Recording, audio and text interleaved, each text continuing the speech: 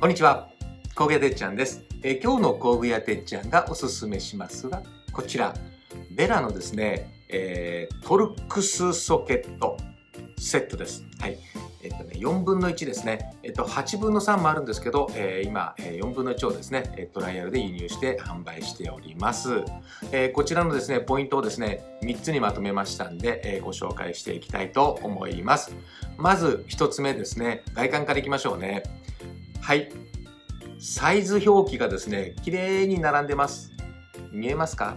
見えますかね。ちょっとアップしますね。こんな感じでですね、綺麗にね、並んでます。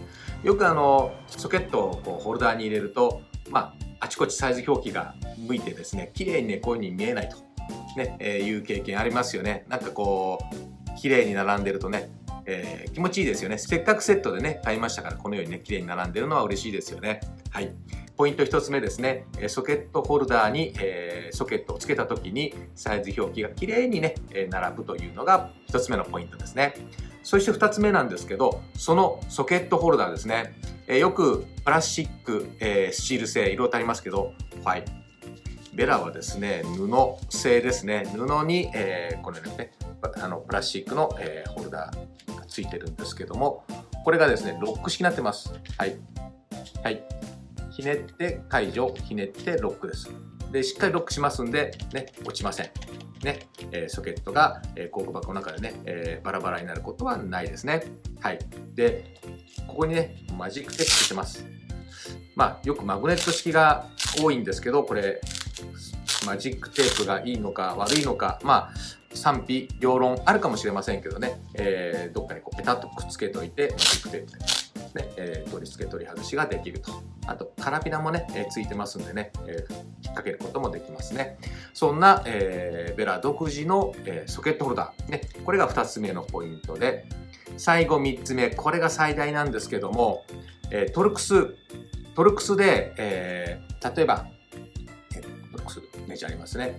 こう、入れた時に、こう、ガタつき気になったことありません？これ T の30ですね。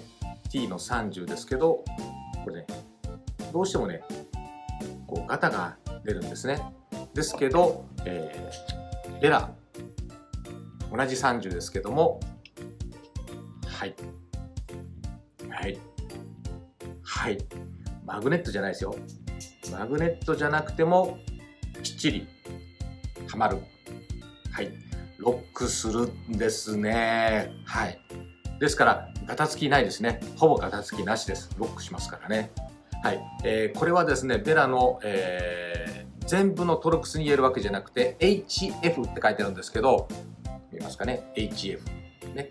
はい。HF というふうにね、書いてあるトルクスは、このようにね、精度がよく作られてるんで、このようにね、ビスがくっついちゃうと。